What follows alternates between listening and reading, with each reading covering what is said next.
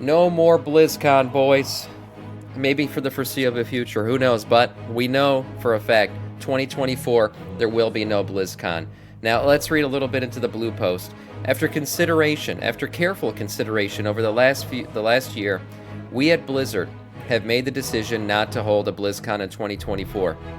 This decision was not made lightly, as BlizzCon remains a very special event for all of us, and we know many of you look forward to it.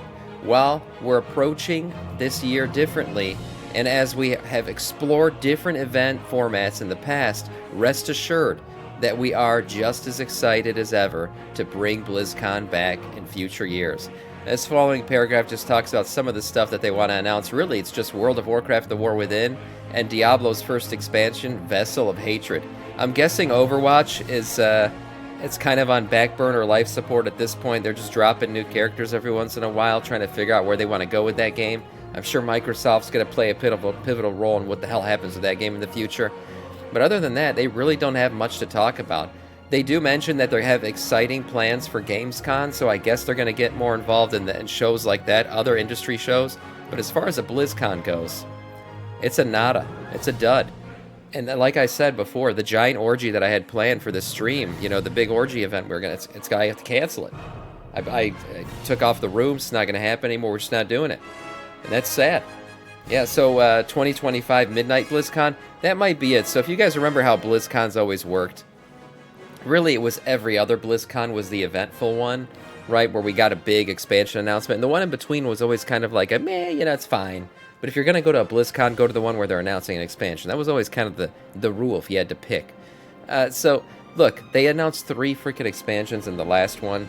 I don't think they're deleting BlizzCon forever. I'm sure it's going to come back at some point. But that it's just there's nothing to announce anymore. They've been dropping everything. Alpha's coming out. All this shit's been happening. The War Within is here. We kind of know what Midnight is. We even kind of know what The Last Titan is. If they're just going to put their heads down and get to work, and that means no BlizzCon right now, I'm fine with that. I'm fine with it. And in terms of like what they could have announced, what are they going to do? Give us more details on Midnight? But we're not getting that for another year. Then what would they do the following year? I really think they're just going to take this gap year. No BlizzCon, nothing really to announce, and just get to work. As far as Blizzard goes as a whole, without World of Warcraft and maybe Diablo's expansion, there really isn't anything for them to talk about, so it would have been kind of uneventful. And I don't think they would make the mistake of announcing another mobile game. That surely doesn't count as an announcement. So, hey, maybe no BlizzCon in 2024 is a good thing. They're hard at work with the game, let's just keep them there. Sam, do your kids watch your stream? Heck no. I can understand that. What do they really have over at BlizzCon? Make it a whole event. Diablo is Overwatch 2? No, yeah, exactly. Overwatch 2, come on. It's just really Overwatch 0.5. It feels like they downgraded from 1 to 2. Yeah, so that's the thing. We're going to keep it going. We'll see what happens. Moving on. Let's talk a little bit about Alpha. Yes, the second wave of Alpha invites is going out, and basically the second wave of Alpha is coming out. So that means a lot of new things to test at Alpha. Let's talk about some of the stuff that we are now getting out of this second phase of Alpha for the War Within. First off, they're giving us the Ringing Deeps. Yes, the new zone, the Ringing Deeps. This is one of the new 5 zones that we're getting. So that's going to be the one where you dive in. There's little cavernous areas with green shit coming out. It's the second one. It's actually the first underground zone just when we leave the surface, but it's the second zone technically and where we're going to be leveling up and doing our stuff. We're getting 2 new dungeons, the Stone Vault and the Dark Flame Cleft to check out. We're also getting the everything earthen. We're going to talk about everything earthen that we're getting here in a second, but you're finally going to be able to make an earthen, test them out, see what they're all about, and dive deep into those guys. Character leveling, now you'll be able to level from 73 up to 75, so that's, again, going into the next zone, seeing how that's going to go. Classes, there's new Demon Hunter Fellscard testing, Monk Mastery of Harmony testing, Mage Sun Fury and Fire testing. We're going to have Conduit of the Celestials testing for Monks, Windwalker as well, just a bunch of different hero talent, class testing and stuff like that. Retribution Paladins are going to get more testing done here. For Warlock, it's going to be Affliction, and for Warrior, Prot testing.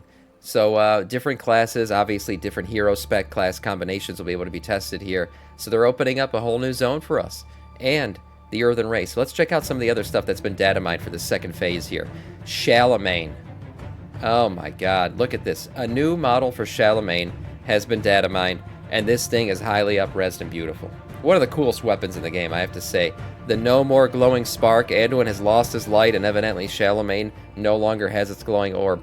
This doesn't mean that you're going to be able to loot this thing, by the way, guys, so don't get too, don't get too into it. It's just the data mine version of it. It's probably Anduin's models getting, an up-res version of Shaman to carry around. But some other weapons were data mined. We have double-sided daggers. Yeah, this is not a Demon Hunter weapon. This is actually a weapon for anybody that can hold a dagger. So yes, if you've ever wanted to hold a double-sided dagger, you're going to get your chance to, RP is your best Darth Maul you've ever been. So that's really cool. Yeah, double Ds, exactly. Runic Axe. This thing actually looks really cool. It's got some cool glowing animations. I've actually been really into the whole dwarven, squared off, very angular aesthetic. I don't play dwarf, but I do like their aesthetic. And I have to say, this is pretty cool. Depending on how bright this glow is, this could be a really cool axe to carry around. Also, probably one of the coolest frickin' beetle mounts I've ever seen. Yes, we're not sure exactly how you're going to get this yet, but this thing is amazing. Look at this. I've never been a big bug fan when it comes to mounts, but this mount is probably the best looking bug mount I've ever seen in the game. Look how big this boy is. It's a pretty big boy. And that's the saddle for size reference. Yeah, I don't know. This could be the AOTC mount. I would be ecstatic if this was the freaking AOTC mount. I'm not going to lie. But it's definitely Nerubian themed, right? So it could certainly drop in the raid at some point. But again, there's no information on how this. There's a couple colorways as well. Oh, look at this. Okay. Look at the D. Look at that. This must be a flying mount as too. I'm guessing this thing does fly. We haven't seen the flying animation yet. Is it in here? Let me see. Hold on. Fly left, fly right, fly down. Oh, it does. It does fly. Holy shit, look at that. The shell opens, and as soon as I saw the wings in there, I was like, oh, this thing must fly. Oh, it dynamic flies. Oh, man, this thing's going to... It's like Damn, look at that. The wings come all the way out. The shell opens. Holy shit. This is an amazing looking mount. Wow. Yeah, I'm totally going for this. If this is the AOTC mount, who knows? Maybe one of these colorways are. Again, there's a couple of them. Damn, look at this red and black one, too. Really, really cool looking mounts. Like I said, I'm not a big bug fan, but as far as bug mounts go, this is probably the best one they've ever done. There's also this treasure basilisk mount. Not sure what this one's about. It's got some treasures, some candles on the back, too. Could be something related to the Kobold zones, the Delves, who knows. But I do like all the treasure and swords and candles on the back, that's for sure. This is a pretty cool looking basilisk mount, too. But man, maybe the new AOTC mount, this would be freaking amazing. I'd be all about it. Okay, moving on to the Earthen. Yes, the second part of this, whole new alpha is the Earthen. The creation of the Earthen, the playability of them, going through everything. I'm not sure if we're going to get any of their story or intro quests. I have seen people customizing them, but I don't know if you get just dropped right into the War Within or not. So we'd have to see and wait and see how that goes. But yes, the Earthen are now playable. You'll be able to try out their racial abilities, try out all their customizations, and totally get into everything that is the Earthen. And on top of that, Blizzard released the Earthen Dance. That's right, yes, the racial dance. Always something that we look forward to being data mined for any race that comes. Evidently, this is it's inspired by Scottish dance. I think the Earthen allied race. Social media, behold the dance moves of the Earthen. If you've ever played Just Dance, there's a strong chance you already know the moves to the male Earthen. We've data mined it. Okay, where does this come from? So this comes from... Oh, it's that Russian dance, isn't it? I believe so, yes. Yeah, it's that song. Okay, I don't want to get freaking muted right now. But yes. Yeah, he's got the moves. He does, yes, exactly.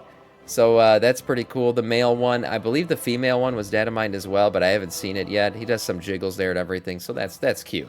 Yeah, that's real nice for the Earthen. They get their dance, they get it on.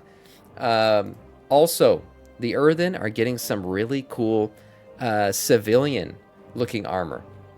And if you remember, Valdrakken civilian sets were actually able to be obtained by player characters through their Valdrakken Accord faction renown track. So these will be able to be obtained by characters. They're highly detailed, Very cool looking. Look, it even comes with a ring and bracelets that actually show on the player character.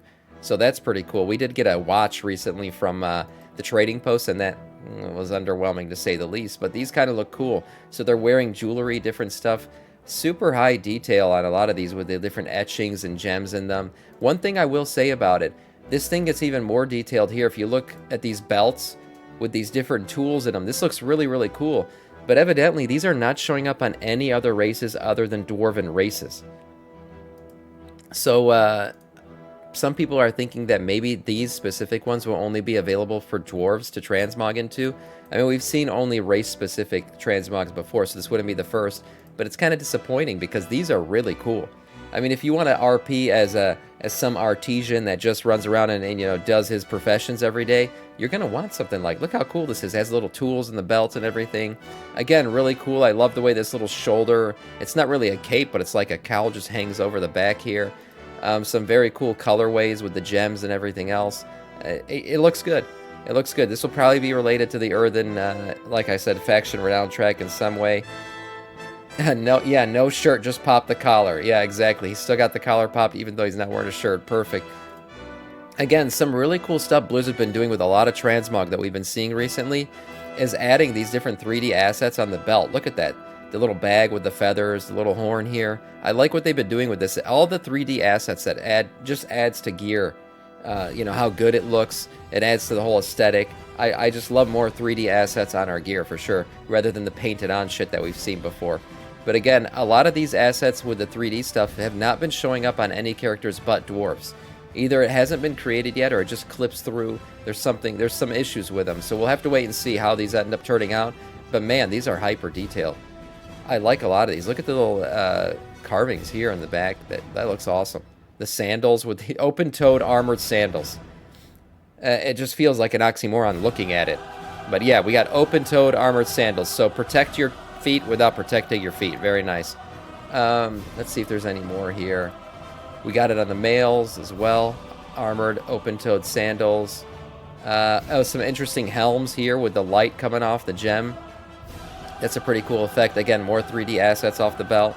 Yeah, armored sliders. Yeah, armored slides, exactly. What else? Same thing here with the helmet. Oh, shit.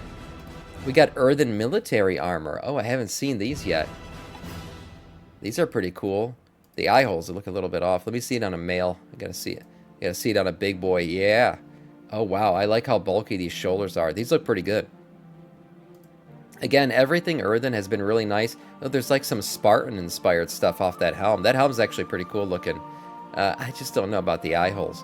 But overall, like I said, the best thing about all the earthen gear so far and everything we've seen earthen related is just how detailed it all is. I love it. Yeah. Dwarven Birkenstocks. Yes. Yeah. It's really cool. I like them. The detail on these armor is really good. Again, whether all races will be able to wear them, we'll have to wait and see. Well, it looks like if you kill the final boss in Mythic, we know what your title is going to be. The Queen Slayer. That's right. For killing Mythic and Serac, which is the final boss in the first raid we're going to get in the War Within, you will be getting the title The Queen Slayer. Now, is it as good as the King Slayer? Fuck no. Not even close. But Queen Slayer is kind of cool. It's a nice little add to anyone who kills it on Mythic. That's not bad. Honestly, her model's it's got a fat ass.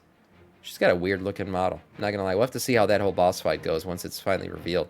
And last but not least, not really alpha related, but I've been telling you guys, go do the time walking. You're gonna get a 493 plus piece of item level gear from the cache. Another reason now to do time walking. Ashes of Alar has been looted. That's right, part of the cache, people have been getting Ashes of Alar, so if you don't have this mount yet, if you didn't already have enough reason to go freaking do the time walking, go do it. Yeah, just go do it. You already got it? Great, Tundra. I don't have it. And you can still get the 493 plus gear. Look, it's a great time to do time walking. It's really nice that they've made it so relevant. But if you haven't done it already this week, go in, get the time walking kill. We're going to do it on this stream. But if you're not in this stream, go do it on your own.